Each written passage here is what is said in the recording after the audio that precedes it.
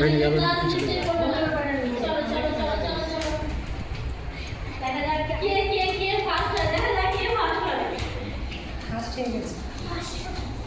ও দুটো ক্লাস কিন্তু ভর্তি হয়ে গেছে, দুটো ক্লাস কিন্তু ভর্তি হয়ে গেছে। দুটো ক্লাসে জল লাগবে না।